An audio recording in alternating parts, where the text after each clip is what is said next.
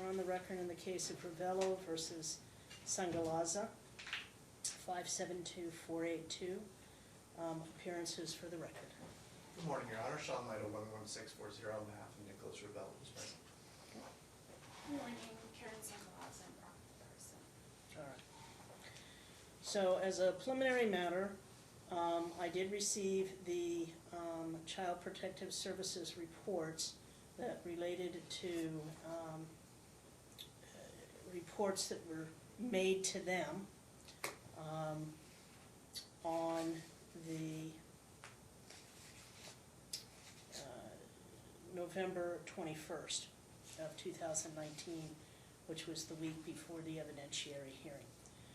A letter or an email was sent to both parties indicating if they wanted to review those reports in camera in chambers, they could do so. Neither party availed themselves of that opportunity, but they were also told if they wished to do so, they could review them today, although no party indicated that they intended to do that as an abundance of caution. I indicated that if they wanted to review them, they could, and they did review them prior to my taking the bench. I would caution you that information contained in those is confidential, and it should not be shared with persons outside of the parties. And at some point when I discuss those findings, I will clear the courtroom of anyone who is not a party or an attorney, because they are confidential records. They are not to be shared. They are not to be discussed with third parties or disseminated, and that's per law. So I want to make sure that both sides understand that. So I'm going to discuss first each party, and I did read your post-trial briefs that were submitted on the 13th of December. I did not find either of them helpful because both sides simply quote to all of the evidence that they think is in their favor and totally ignore all of the evidence that isn't in their favor. That's not unusual. People do that.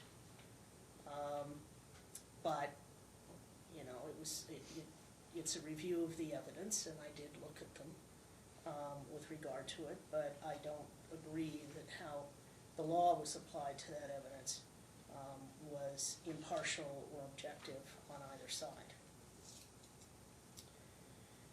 Both sides have asked for sole legal and physical custody in this case. As I indicated previously, while the Nevada Supreme Court has not set a standard for that request, that is, what's the burden of proof? Is it clear and convincing evidence? Is it just a preponderance of the evidence for awarding one person sole legal and sole physical custody? The court has, in published opinions, indicated that that is the equivalent almost of terminating parental rights, and therefore it should not be done without substantial evidence, which is more than just evidence that a reasonable person could rely upon, but really a finding that one parent or the other, for whatever reason, is simply incapable of acting as a parent, and it is the best interest of the child that that parental relationship, in essence, either be terminated pending that parent treating for whatever the issue is, mental health, for example, alcoholism, drugs, that makes them unable to parent, or potentially supervised visitation. So I'm going to start first with discussing credibility. So with regard to the plaintiff, and I will always start my comments with the plaintiff, but that doesn't mean that the defense should think that somehow or another I'm not going to get to you. Because I will say right from the beginning, you are both incredibly immature individuals. You both have put your dispute and your desire to control the other or ignore the other or not want to have to deal with the other before the best interest of your child. And I have a number of examples that I will get to. And so, quite frankly, neither one of you are particularly ideal parents, and you don't seem to care about that. You just seem to care about how you can score on the other person, and that's evident from the talking parent records, CPS comments that are made to CPS, testimony in the court, and some of the testimony of the witnesses. As between the two parties, Mr. Ravello has more credibility simply because he frequently says things that aren't in his best interest and just admits to them. And he does that with CPS, he does that with his trial testimony, he's done that in some of his pleadings.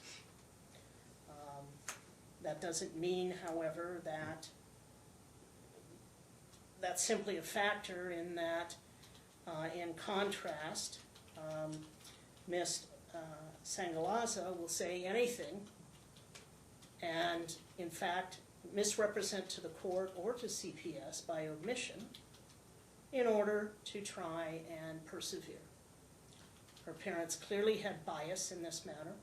When asked to give specific information, they both resorted to the "I don't remember," and they both gave very general concepts of that Mr. Ravello somehow is a drunk.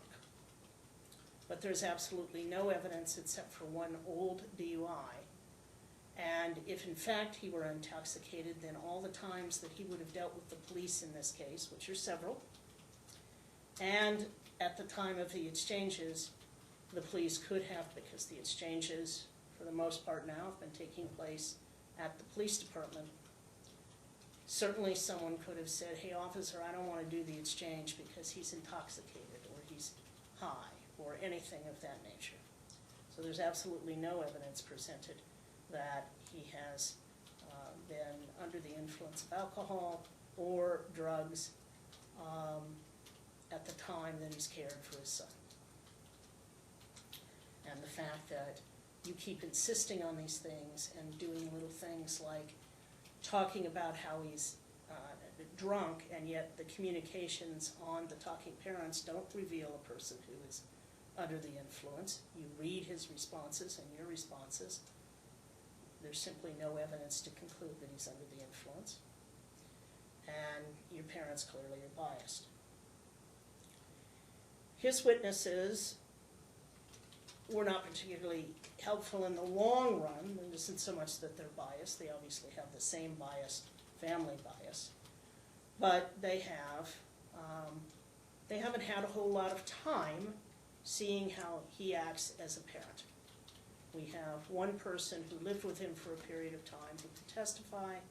I believe that what she saw was appropriate parenting, but other than that, we don't have a lot of evidence from that.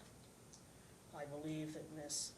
Sangalaza takes care with her son, and she is an active mother, and I think that she benefits from the presence of her mother and potentially from her father, because they're a stabilizing influence when it comes to taking care of Julian.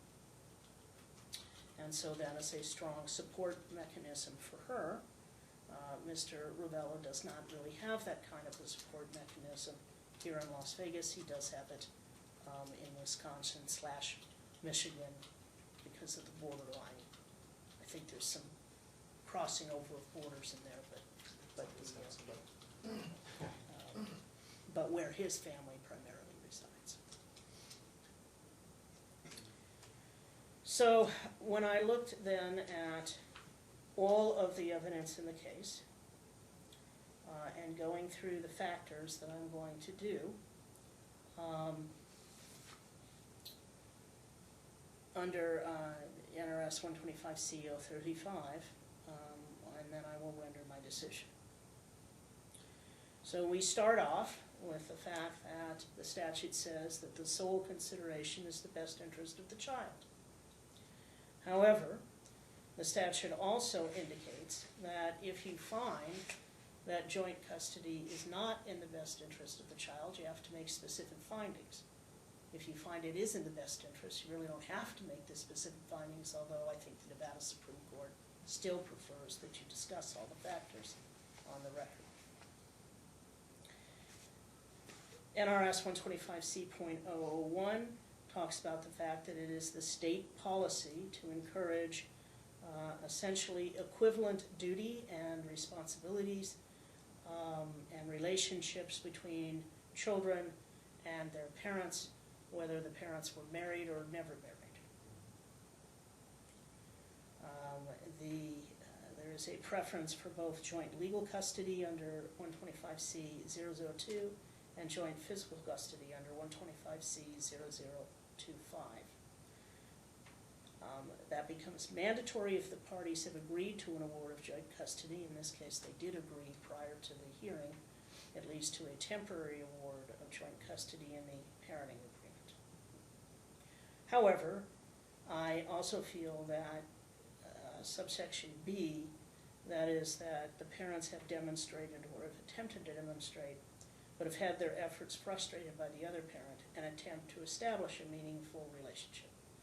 In this case, Mr. Ravello has attempted to establish a meaningful relationship, and he has in fact had his efforts thwarted deliberately at many turns by Ms. Sangalaza and her conduct. So the preference for joint custody applies. Going through the factors, and of course, both Judge McKee and Judge Gentili awarded temporary joint physical custody, except for a short period of time when Mr. Sangalaza was awarded sole legal custody and physical custody, but that was in response to Ms. Sangalaza not obeying court orders. And then subsequently, the court returned it to joint. So when we look through the factors,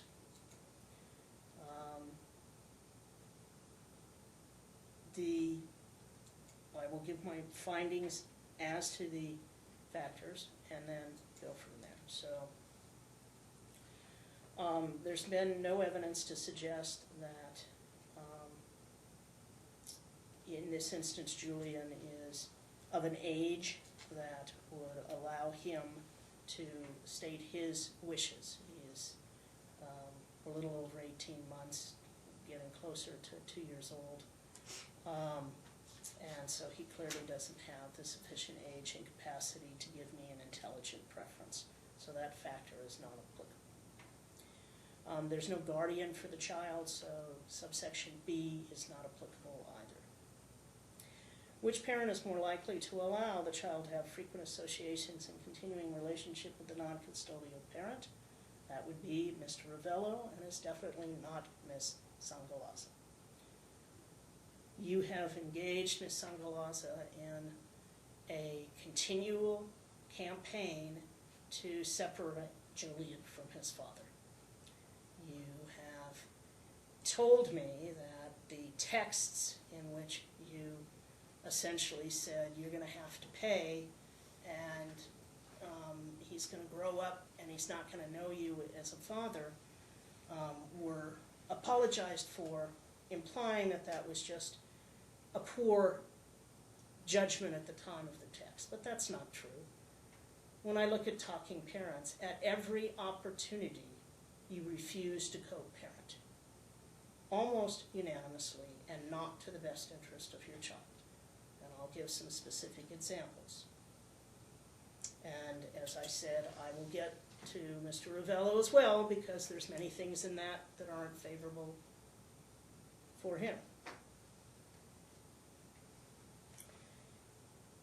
You refuse to provide medical information. If you're truly concerned about your child and about dealing with the rashes and about dealing with potential viruses that he's had or earaches, you would certainly tell the father, this is what the doctor said and this is what the doctor said we should do, and here's the instructions. And if it's prescription medication, you have to send that during the exchanges. When it's over the counter, you don't. You're quite correct. But you do have to tell him. And repeatedly, when he's asked for that information, you have refused to provide it. You haven't even provided it in the sense of telling him the doctor said he needs to take this kind of medicine, it's over the counter, you know, you can go buy some at any drugstore, and here's what the doctor said and how often you're supposed to supply it. You are not relieved. In fact, you have a duty under legal custody to provide that information, and it is incredible to say that you care about your child, but you don't care enough to provide the father with the medical information to treat physical conditions. And to say that that's appropriate is an absurdity. You simply don't want to co-parent, and you don't want to provide him, and in part you answered at times with statements like, well, you're not paying for medical expenses either. And he says, which is not appropriate, well, I won't pay for them until I get visitation, but once I get visitation, I'll pay for them, tell me what they are. Of course, you don't tell him what they are. In fact, you've never presented any evidence that you've ever had any medical expenses out of pocket. You may, I just didn't see any evidence of it. It's also interesting that you get treatment at quick care facilities or at Southwest Medical, and that's what you represented to the court initially. But then at the time of trial, suddenly there is no insurance, no Medicaid, no nothing. You just go to the ER, and I guess the ER just treats and never sends a bill. That doesn't ring true. So you are not relieved from your legal custody requirements, and if you truly cared about your child, you would provide that information. If he ignores it, that's on him. And it's on him that even without that information, he ought to have the common sense to deal with what's an obvious rash and to go talk to the pharmacist, go to the ER, go to Quick Car, talk to his mother, mom, what do I do? All right? I don't forgive him for that, and I'm going to get to him for that. But that does not relieve you of your responsibility. It simply shows that you have an ongoing refusal to co-parent. And it's deliberate, and so under that factor, overwhelmingly, I find in favor of Mr. Ravello. There are additional examples, and one of those is I will discuss when I get to the CPS records, and I excuse your mother from the court.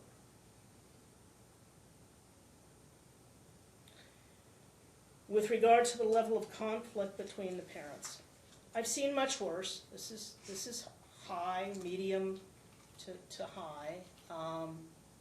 It's been better since you realized that you might well lose primary physical custody if you didn't obey the court orders. So you have been much better about obeying them, and that's to your benefit. But you completely ignored them for a period of time, and that only increases the level of conflict. By the same token, Mr. Ravello, there are times when you just kept insisting on things, and when you were asked to go back and double-check orders, instead of doing that, you just kept insisting on it. Well, that doesn't help for cooperative parenting either. And the instance that I have with you is, you kept saying that my visitation starts. Will you know, I want to come pick him up. When can I come pick him up? I'm supposed to start now. And this went through Talking Parents, and she kept responding, it doesn't start until after you complete your classes, and the parenting agreement that was approved by the court indicates, and I presumably, because by that time he would have had the time to complete them, that the agreement would start on December the 1st. And she was quite correct in pointing that out, and you just kept ignoring it and kept talking to her through the wizard about that. Well, at some point, it's not harassment, but it's you're not listening. You're not paying attention. That doesn't bode well for conflict or parenting and co-parenting. So there is a level of conflict. It is certainly a medium level of conflict, and it is caused mostly in, well, I would say 60% of it is caused by Miss Sangalaza. about 40% by Mr. Ravello, simply because he doesn't always pay attention to what the orders actually say, and he keeps. And he also asks about things that are kind of irrelevant from time to time. But most of the conflict, I think, is generated by her.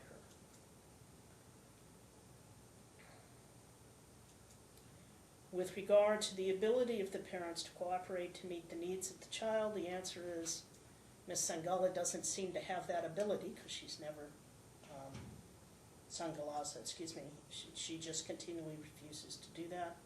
That would favor Mr. Ravello, because he keeps trying to send messages, and while I realize it gets annoying when he keeps asking for things that are not in the court order, the bottom line is, even when he's asking for things that he's entitled to, you just ignore him. The mental and physical health of the parents. Well, you're both immature, but there's no real physical or mental issues involved with either parent, so that's neutral. The physical, developmental, and emotional needs of the child. The child's wellness records indicate he's well within the norm for his age. He's not starving, as is sometimes said in the pleadings and in the reports to CPS.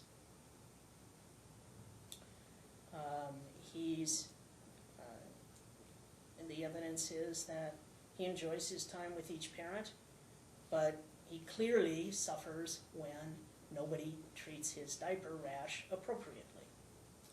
And in that, Mr. Ravello is the one who doesn't shine with regard to that. The nature, so in terms of the physical needs of the child, I find that slightly favors Ms. Sangalaza for this reason. And I appreciate your honesty on the stand, Mr. Ravello, because you were, but you were told months ago that regardless of whether or not she gave you the information, you had a duty to address your child's physical needs. Clearly, when he was in the ER with the rash that he had, it was an obvious rash. You admitted that you knew it was there. You admitted that he cries when his diaper's changed because of the rashes. And yet your response continues to be, I don't know what to do because she won't tell me what the doctor said. And you were told months ago, regardless of that, there are many things that you can do independently as a parent to address that. This is diaper rash. This is not juvenile diabetes. This is not something that, oh my gosh, if you happen to put the wrong ointment on, it's a calamity. You could certainly go to a pharmacy and say, hey, my child's got really bad diaper rash, what do I do? And of course, you could have just as easily gone to an ER yourself. And I get that if there's medical cards that she has refused to give them to you, but that still doesn't relieve you of your responsibility to take care of that. And so on that factor, I do find for her, but I condition it because she's refused in her own right to address those needs by not providing him with the doctor's information. You don't have to give him the tubes of the ointment unless they're prescription and unique, but you certainly have to give him, hey, I took him to the doctor because he's got diaper rash again, and the doctor said we need to put these ointments on 3 times a day, and this one is 4 times a day, and that's the stuff you should be telling him. And the fact that you don't tells me that you're more interested in making him look bad than you are in what would be best for your son. With regard to the nature of the relationship of the child with each parent, the child enjoys his time with each parent. I don't have any doubt that he enjoys his time with his dad, he enjoys his time with his mom.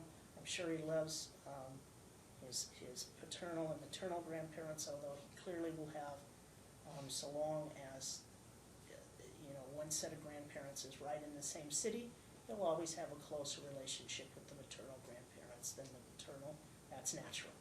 It's just distance and the way that things are. A history of parental abuse and neglect. There is no history of parental abuse or neglect of either the child or a sibling.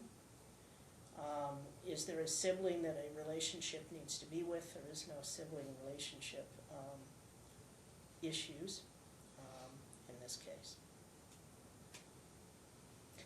Although there's been an attempt to try and say that there's some domestic violence or that somehow the paternal grandparents' TPO against Mr. Ravello is somehow domestic violence, there has been no clear and convincing evidence of domestic violence that relates to this child, this relationship. The only evidence was a reference by cross-examination to something that took place years ago.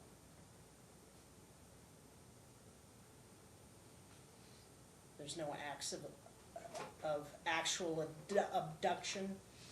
Ms. Sangalaza did routinely refuse to comply with court orders, even when the police were there to enforce them.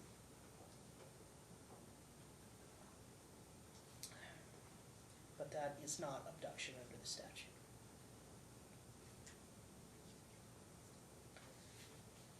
So I'm going to talk a little bit more about why neither one of you should get sole physical custody and legal custody. Neither one of you has demonstrated that the other person has mental health issues, a significant drug or alcohol condition, or anything else that makes you an unfit parent. You're just immature and sometimes stupid in how you deal with one another, and the fact that your failure, your decision to want to be one up on the other parent is hurting your child.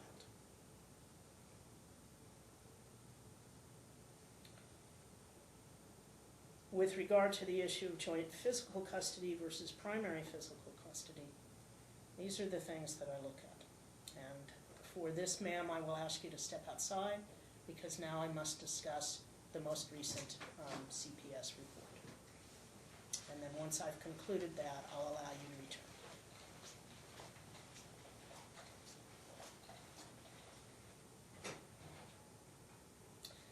So the impression and the testimony given in court was that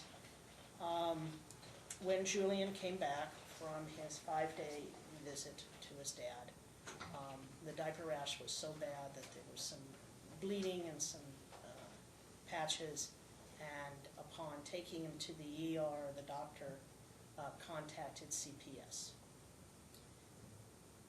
What was left out in that is that before taking him to the ER, a call was made to CPS. And why CPS never identifies the source, it's clear that Ms. Sangalaza talked to CPS that morning at about 9 a.m. and described to them what the condition was of her child, implied that the father was an alcoholic, knowing that the only evidence was an old DUI, and that this has been an ongoing problem, and inferring that I've told him, and I told him at least once 4 months ago about what to do about the diaper rash. Well, that wasn't true. You didn't tell him anything except he has a diaper rash, and you need to take care of it. And when he asked, well, what did the doctor say about it? You don't give him any information. So again, by omission, you're making it appear as though he has continually neglected the child. You indicate to CPS that you're going to take the child to see the doctor, and then it appears that at that examination, a CPS worker talked to someone in the medical facility. We do not know who it is because they don't identify it. And that person specifically indicated that the rash was bad, but not that bad. No indication that it was considered to be abuse or neglect within the meaning of the statute. And then they talked to you, Mr. Ravello, and you said, as you've been saying for months, she won't give me the information, so what am I going to do? Well, sir, that does not relieve you of your responsibility. As I said earlier, if you had the common sense, you could certainly have done something. Instead, you simply say, I know that he's in pain. I know that when I change his diaper, he cries, but she won't tell me what to do. You're 34 years old, sir. You certainly have the ability to figure out what to do. So as a result of that, CPS, it appears from the record, has not substantiated a claim, although I do not have a letter one way or another. But they do use the word maltreatment. And they use that in the context that of Mr. Ravello, that you knew that he needed treatment, and you didn't do anything about it. You just kept relying on the age-old, month-old, she wouldn't tell me. So that goes against you in many ways in terms of custody, because if you haven't done it up to now, how do I know if I were to award you primary physical custody, that you would do anything to treat any of this? You certainly have not taken any initiative in all this time. You just keep relying upon the she won't tell. By the same token, however, because you won't tell him, you have just as much demonstrated that you don't have your child's best interest at heart, and that if I award you physical custody primary, all you're going to do is he's still going to see his dad and you'll still refuse to give medical information. That's like rewarding you for violating your statutory duties and rewarding you for not putting your son in front of this debate of one-upmanship with the father. So that gives me great concern.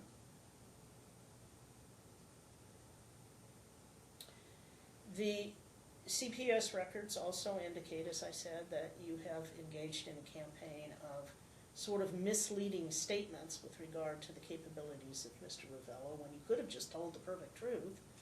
You could have just, frankly, provided him with the information, and then if he didn't go out and get the ointments, you'd be sitting pretty, because he clearly had it. But because you didn't do any of that, and you actively are plotting to try and figure out how to sever his relationship with his son, it doesn't help you.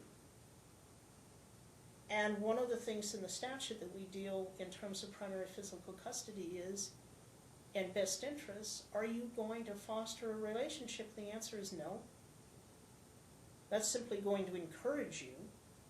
So the real issue that I have to look at is, knowing that Mr. Ravello has not demonstrated that he will take care of these kinds of problems promptly, do I continue with joint custody or do I make it primary physical custody?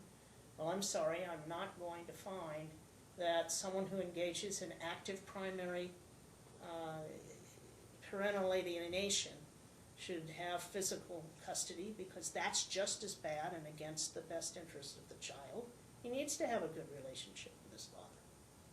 By the same token, I'm going to cut down on the number of days, because the 2-2-3 is not working. 5 days is too long for you to be with your son, because you haven't demonstrated you will take care of these issues in a timely fashion. So I will be changing physical custody. It will still be joint, but I will not, because I'm not going to encourage parental alienation, but I'm going to go to more of a 3-4 custody arrangement. This is not to say, Mr. Ravello, that I'm not aware of her behavior, because I am. But your behavior has to do with physically failing to treat your son's issues while he's in your custody. And that's not her fault. You have all of the ability to deal with that. And had you done that, then you might have gotten primary physical custody, because she has engaged in such parental alienation. But you didn't. So for the same reason that I am not going to award her, I can't award you. You haven't demonstrated that you will address these issues. All you've kept saying is, she won't tell me. Well, she shouldn't have to tell you. It's a physical condition that in the CPS you admitted you knew about.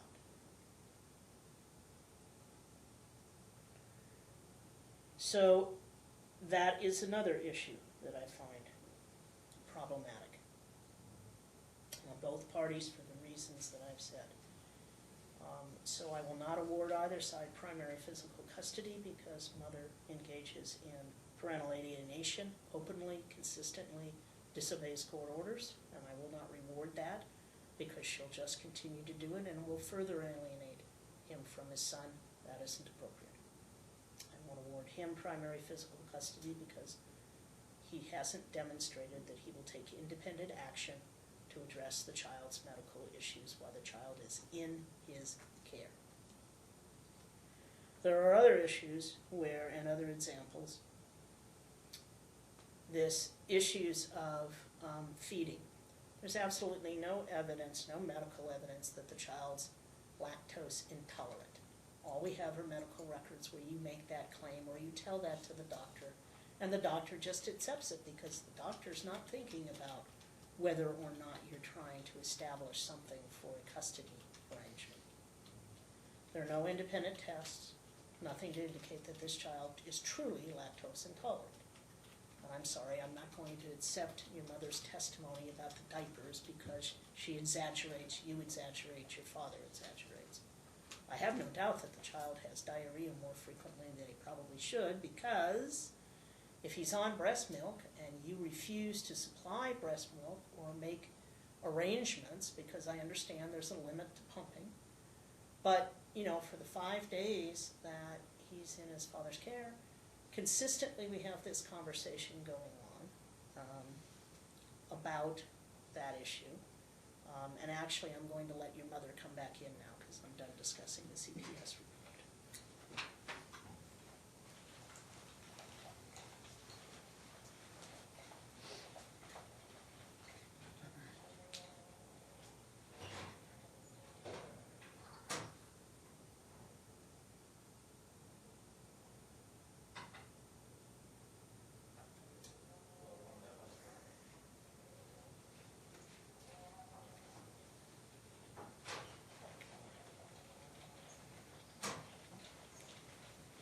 So the issue with regard to the formula and breastfeeding.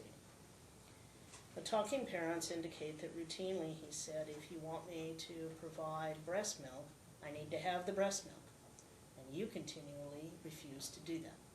At times you say, I can't do that because I can't produce enough, but you have to milk every day, you have to use the pump every day. So there's no discussion that you would see in parents about, listen, I'll drop the extra bottles off, or, you know, we can meet at the police station for the extra bottles.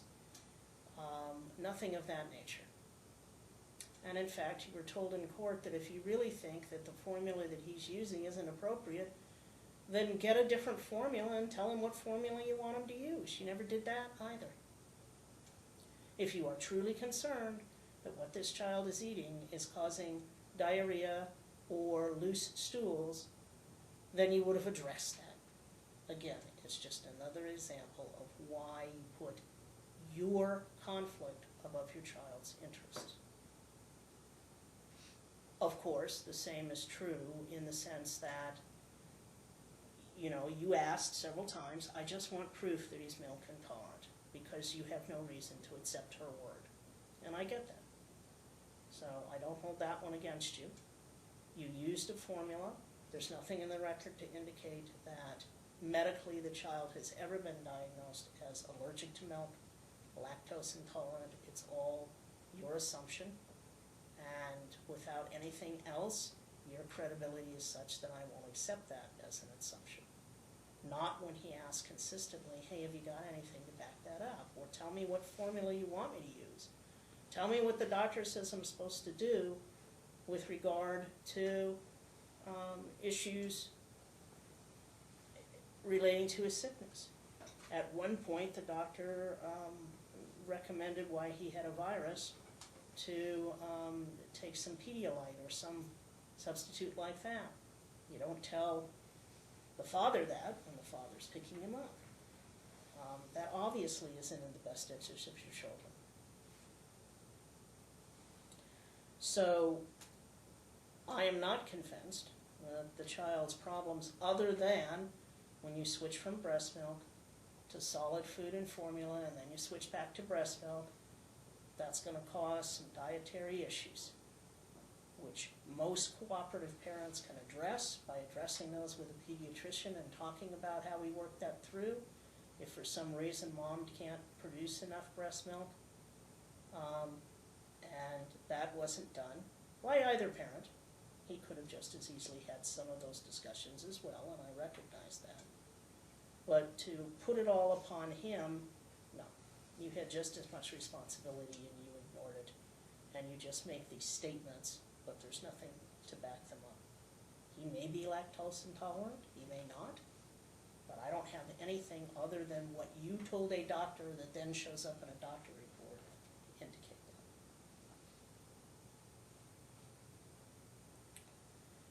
So I don't find that his failure to listen to you in terms of what he's feeding the child, that he's starving the child is well within its weight limits, Julian is fine. That's not the same issue as I do hold it against him with regard to not treating the diaper rash. There are additional issues. On January 30th, the court said that his visitation would begin at 1 p.m. that afternoon. The report about showing up at the house was for January 31st. But the incident apparently took place on January 30th. The actual order says that the pickup would occur at 1 p.m. on the 31st. I simply make that notation because when the incident was actually reported and when the TPO was requested was sometime after the events. While jumping over a wall and pounding on the door is not the most mature way to handle things, I can certainly understand, because when you showed up, everybody in bed in court that morning, and they knew perfectly well you were coming over to pick up your son. And instead, mom and grandma aren't at the house, allegedly. So for the grandfather to say, gee, I didn't know what was going on, well, he was in court that day too. He didn't deny that he was in court. He just simply had memory loss when he was asked, didn't you hear that? Well, I don't know, I don't remember. He was there during the hearing, and so I did see him. I saw him in the audience. He stayed.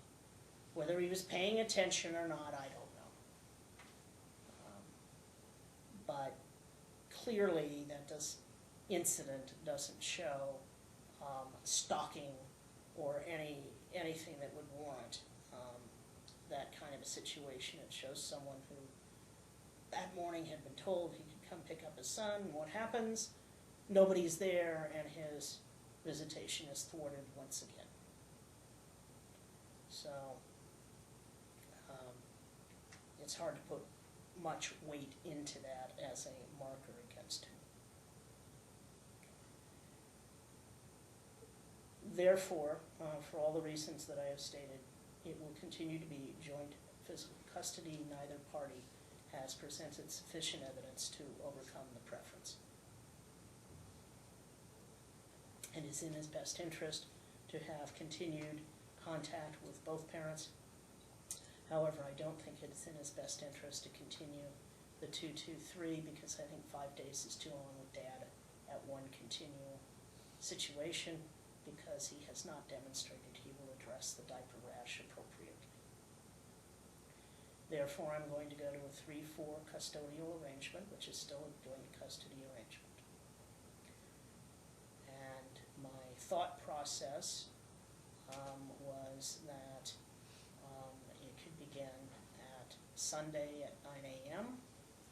and continue to Wednesday at 9 a.m. So that would be Sunday to Monday, Monday to Tuesday, Tuesday to Wednesday. So that would be 3 nights, clearly within the Rivero formula. However, he is a younger child, and so without allowing some comments from the parents, I wanted to see if another 3-4 schedule seemed to be better. Whether that's Sunday or it starts on Saturday.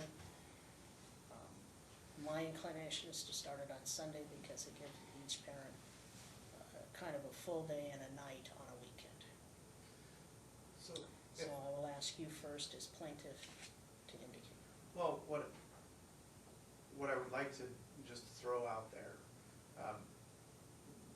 respecting everything that the court has said today, in terms of this sort of one issue, which you, according to your findings, is at least in a minuscule way mitigated by the failure to share information, and that is frankly easy to correct.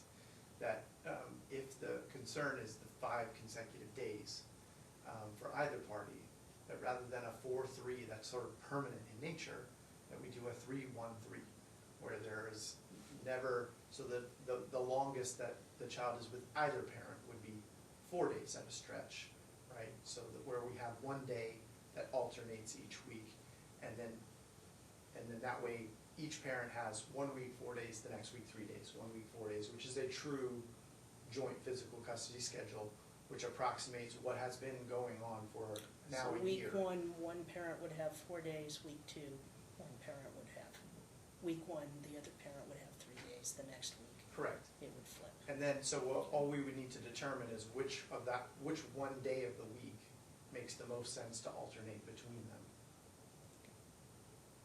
That's what I would propose, and I think that most closely, I think it deals with the court's concerns, and at the same time maintains the status quo in terms of over the long run. Ms. Sangalaza? I like the proposal, the first proposal that you gave, because the 3-1-3 requires too much contact, too much exchange for him. I mean, when he starts going to school, I know he's only about to be 2, but over here we can enroll 3 Head Start. But when he starts going to school, it's going to be way too complicated for him. I mean, it's better if we're just exchanging the 3 for it. It's still only 1 exchange per week either way. It's just setting a schedule that's on a calendar that both parties know what it is, week 1, week 2. That's where the confusion can come in. So I appreciate your, and when days change, children can get confused. There's some validity to say, wait, I thought I was, as kids get older, right, at 2 it isn't going to make too much difference, but at 3 or 4 or whatever, until he gets to an age where he can sit down and actually say, we switch off because that's just the way the court order says. The easiest day to switch in that arrangement, in that 3-1-3, is usually like either Saturday or Sunday, because then it does tend to work over the long term, even once the child reaches school age. And with these parties, I don't want them to be in a situation where they're coming back to court, year after year and saying, this just doesn't work for us right now. And that's why I'm trying to create, because of the conflict and because of the lack of co-parenting, if we could create a schedule where there's 1 exchange per week, but there's, so like, again, I'm not proposing that it should be Saturday, but it would be,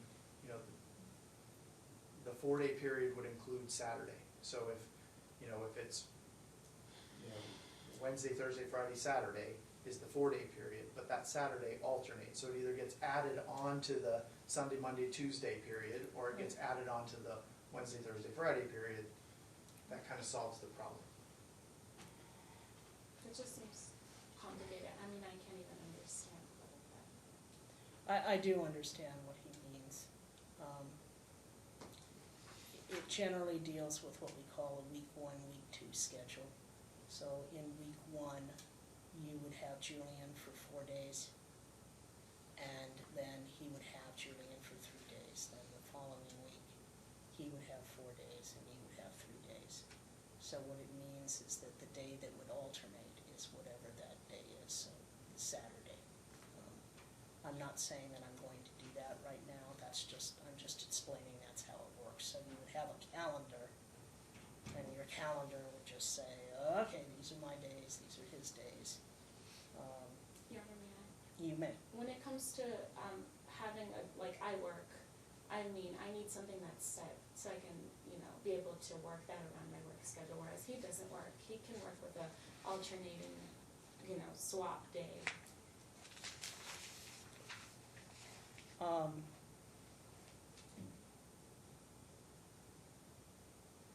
I'll take, because I want to think about that, so I'll probably take about a 5-minute recess before I set what that schedule is. Let me go on to the issue of child support. I did not see an updated FDF. You're now working again? No, my last one, my recent one, it's less than 6 months old. I looked, but I didn't see, so I might have missed it. No, you didn't. Yeah, I don't see one. I have one, it has my job that I worked, and it has my pay stubs on there too. I looked, I didn't see that. So that's okay if you just tell me orally what your gross monthly income is, and you can file it again. But I looked and the clerk is looking, and we couldn't. I'll tell you exactly what We it was. might- I had looked, but it hadn't been filed recently.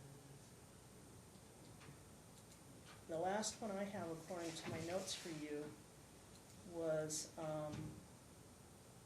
January of this year, at which point you indicated you still weren't working.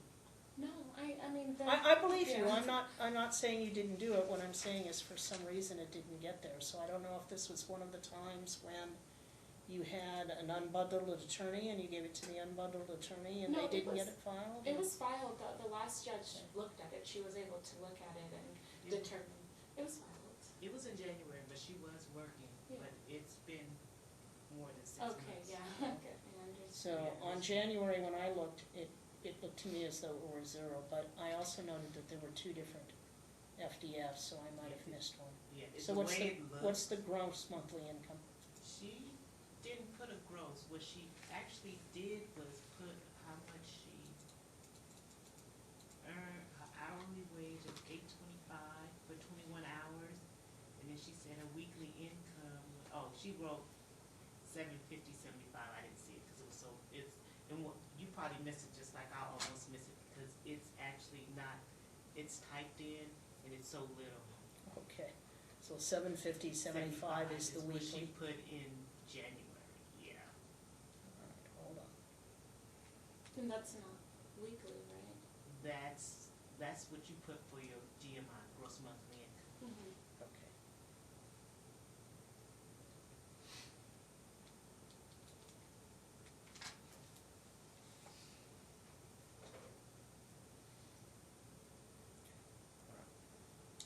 So now we're going to get to the issue of child support.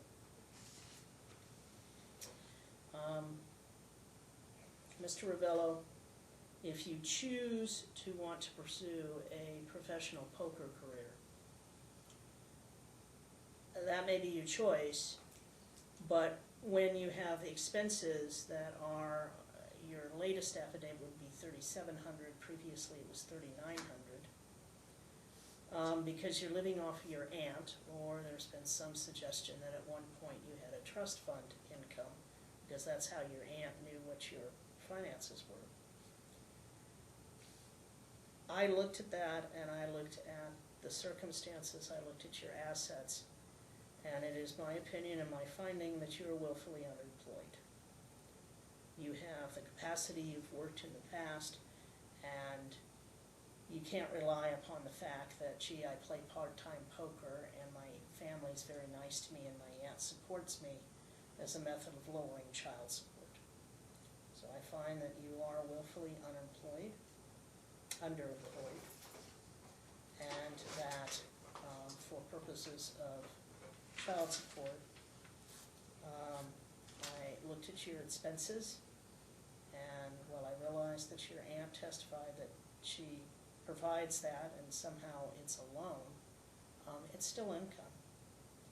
And so based upon your expenses and your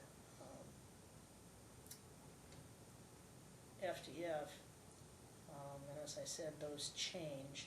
So I took your personal expenses at $37.46, deducted the $70 you indicated you were paying for child support, which came up with $3,676. 18% of that is $661.68, and now I have to minus $135.13, which is her gross monthly income times 18%.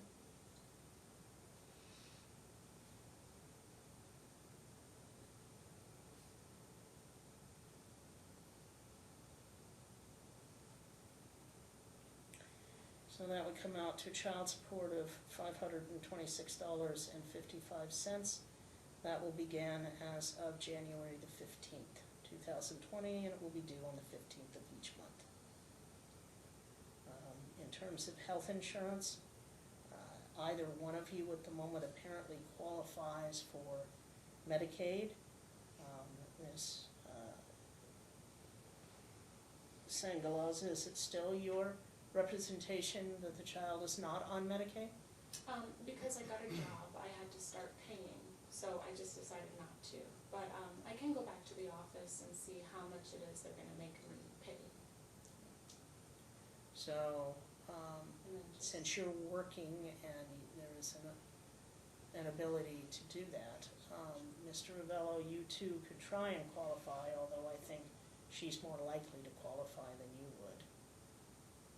And then you would pay half of whatever the premium is in addition to your child support. If you get insurance, then your child support is reduced by 1/2 of that. But I don't know that you have the ability to get insurance, so if you want to talk about that for a moment with your attorney, and then tell me. I don't know that we would be able to give that answer to you today. I think we can probably just put So- language in the decree that's conditional. So at the moment, I'll say that you are the one responsible and that, but you have to provide him with the cost, and then that's added as 1/2 of the child support.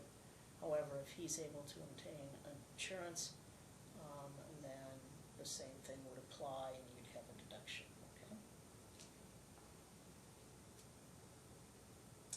The 50/50, 30/30 rule will apply, which means that if there are any out-of-pocket uninsured medical expenses, then the person who received the bill or actually paid the expense has 30 days to send a copy of the bill to the other party.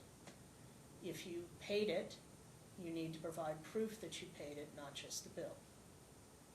The party who receives it then has 30 days to pay their 1/2, and that's or to dispute it, and what is this, and I didn't agree to it. You don't have to agree to all medical treatment, but there are certain things that, like braces, where the parties really should discuss it before you get into it, things like that. Obviously, he's a little young for that, so I don't see that as an issue at the moment. If the other party doesn't pay and doesn't dispute, then obviously that becomes an issue potentially for a motion for enforcement.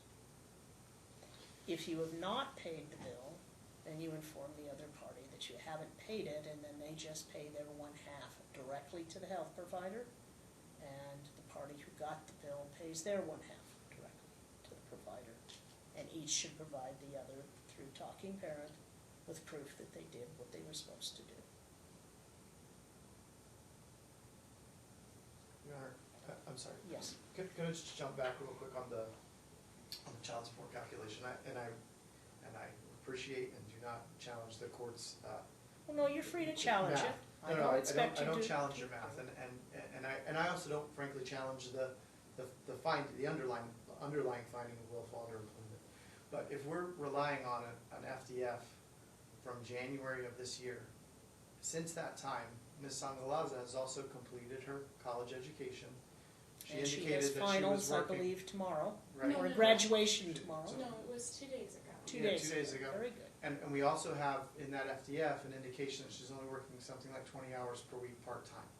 So in terms of, I would like us to be able to revisit this issue of the amount of the child support by motion subsequent to the becomes entry of fully the employed. decree.